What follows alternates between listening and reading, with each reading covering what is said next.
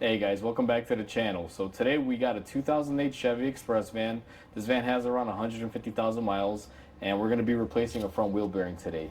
Now before we begin this video, go ahead and hit the subscribe button down below if you guys haven't subscribed, so you guys can get awesome content and videos from me on your YouTube home newsfeed. So with that said, let's go ahead and begin.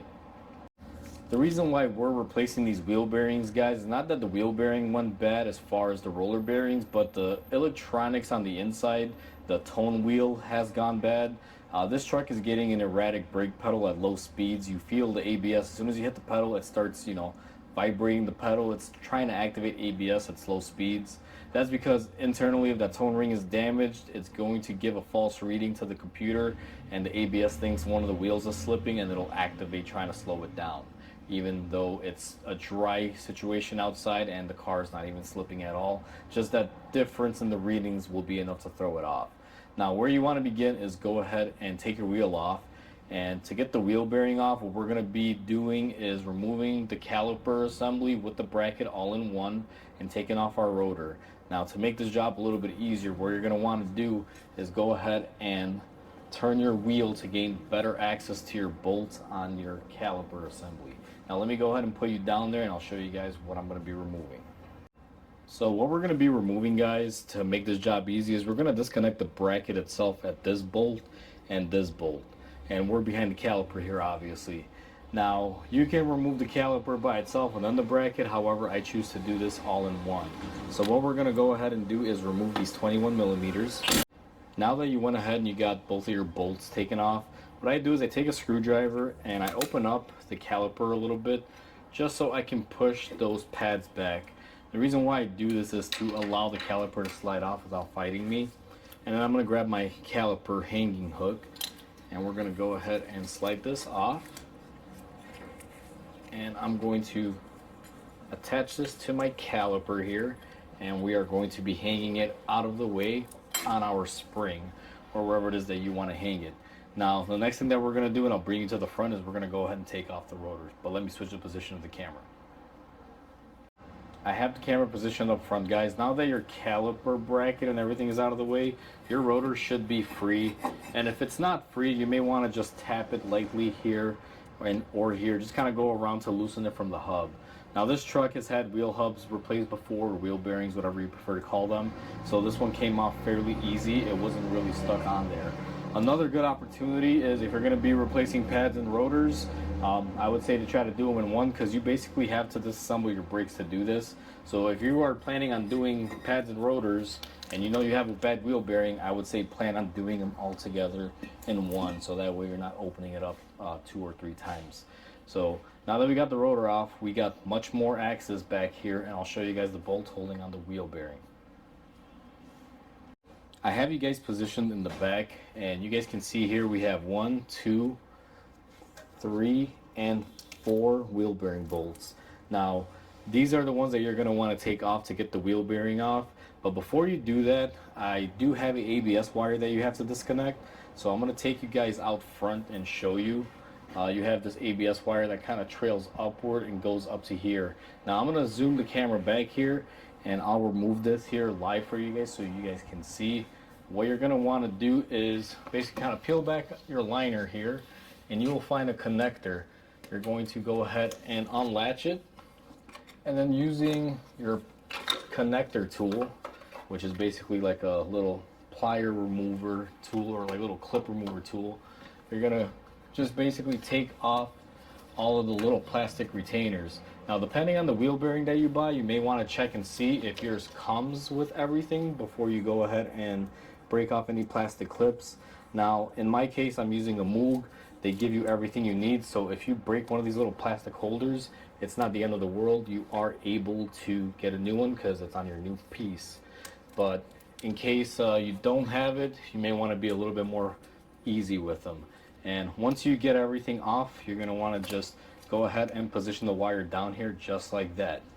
Now what we're going to do is go ahead and crack loose our bolts. Now I'm going to move the camera back here so you guys can see what I'm doing. And it's not the greatest angle, guys, and I know the lighting's not super great, but I'm going to do my best to show you here what we're doing. So I'm going to go ahead and crack this open here And there you go, they're turning. Now I'm gonna go ahead and do that to every single one of these. And the way you gain access to these is by just moving the wheel back and going in through the other side, because you're not gonna be able to get all of them through here. So let me go ahead and crack them all loose and we're gonna remove them. So I went ahead and I got all of them cracked loose. Now I'm gonna be using my impact ratchet here. And my caliper is in the way, we're just gonna move it to the side. And we're just gonna go ahead and take all of them off here. Now that we got everything loosened up, we're gonna go ahead and take out the bolts. Now more than likely when you take out your bolts here, this one's fighting me because it was stuck in there. When you remove these bolts, the wheel bearing more than likely probably won't fall off, especially if you live in the rust belt areas like we do over here. So you're gonna need to get yourself a hammer. Now these wheel bearings have been done on this truck before, so this is going to look very easy on video, guys. And I'll kind of show you here, I'll position you around. These wheel bearings will always fight you. I've had a few where I have to come in here and beat on this inner lip with an air hammer and just a regular hammer and a chisel and just trying to get them to knock outwards. Sometimes they can be very difficult, but heat will be your best friend if you have an air hammer, a really big hammer. You just got to be careful not to scratch up the surface where it mounts up to. But as you guys will see here, this is going to come out very simple here.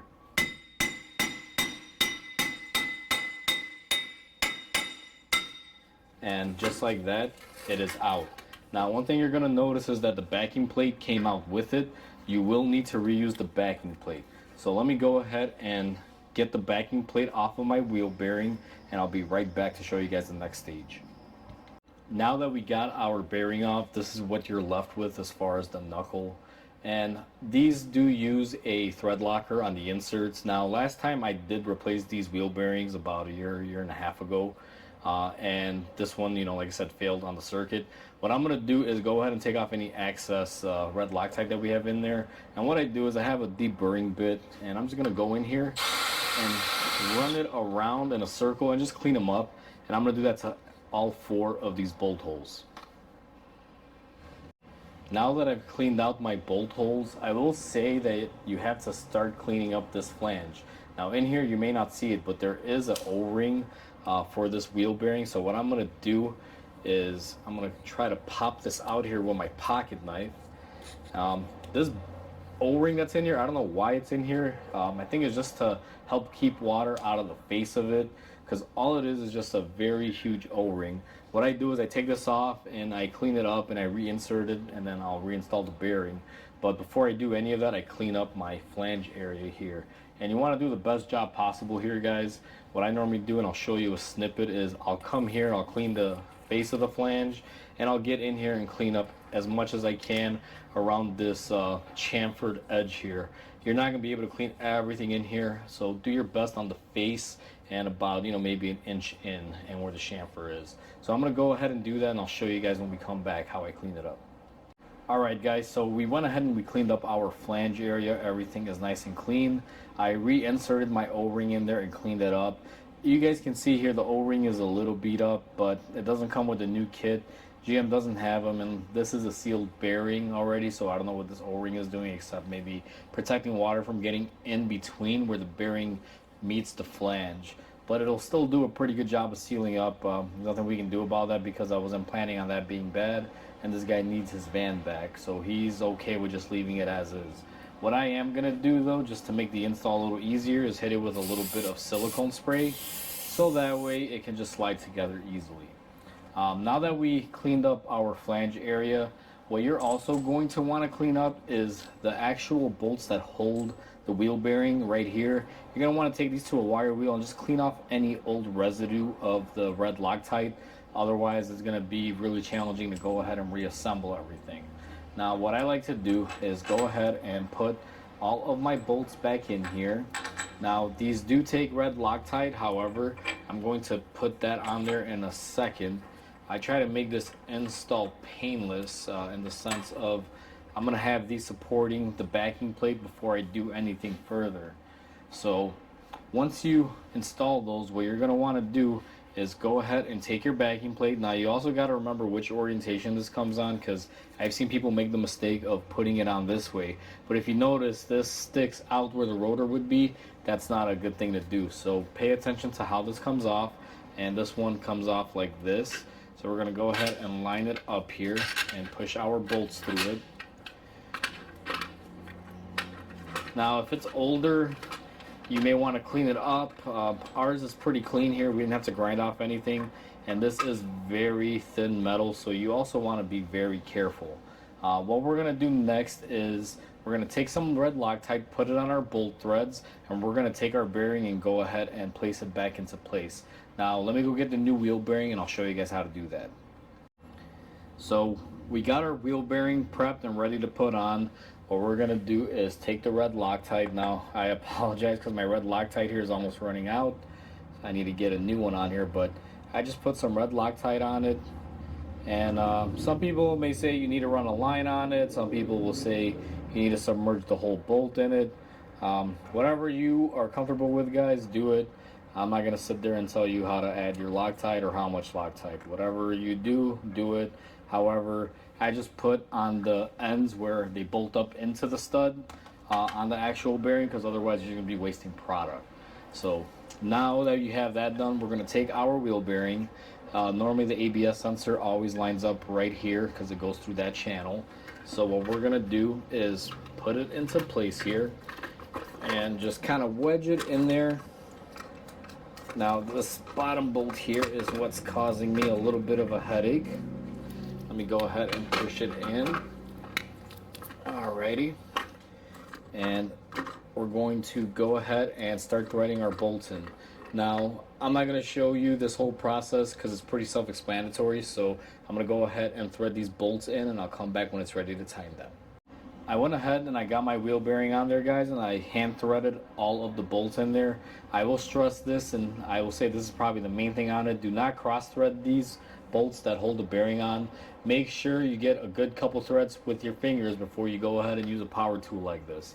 And the way I'm going to tighten them, at least snug them down before I torque them, is I'm going to start at the top one here and then go opposing on this side, and then this one here and this one up top, kind of like an X pattern. And I'm not going to just take the gun and do each one as tight as I could. I'm just going to hit the first one lightly till it starts pulling it in, then go to the other one and kind of keep doing that X pattern back and forth.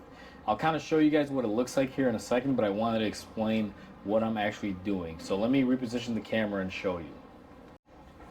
Alright guys, so I got you in the best angle that I could, and I'll show you guys how I'm going to do this. So we're going to grab our bolt down here, and as soon as it pulls in, we're going to go to the opposite side. Now this is a little bit of a challenge because I am fighting this caliper. Normally I want to be where the camera is, but I'm doing this for you guys.